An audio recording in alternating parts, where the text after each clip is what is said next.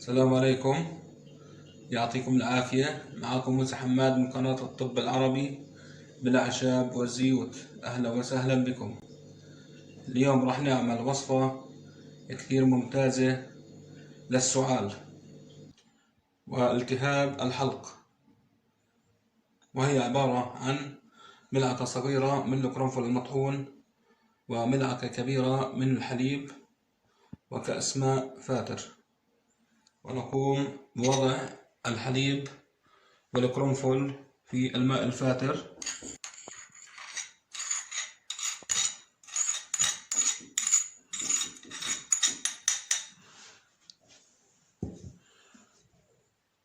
بهذا الشكل.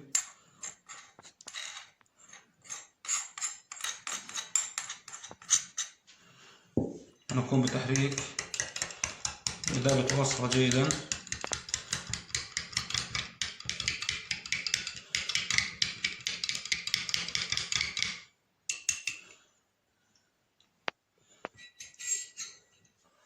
ونقوم بغليها على نار هادئة لمدة 5 دقائق.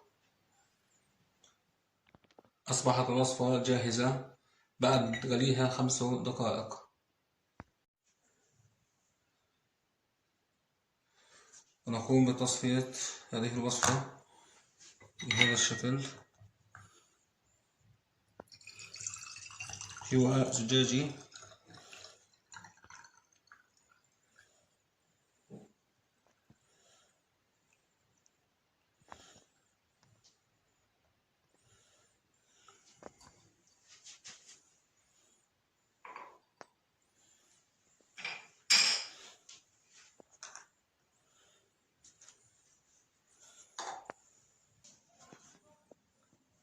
واستعمال هذه الوصفة 3 ملاعق يوميا في حال السعال الشديد، وفي حال تقوية المناعة ملعقة واحدة يوميا تكفي.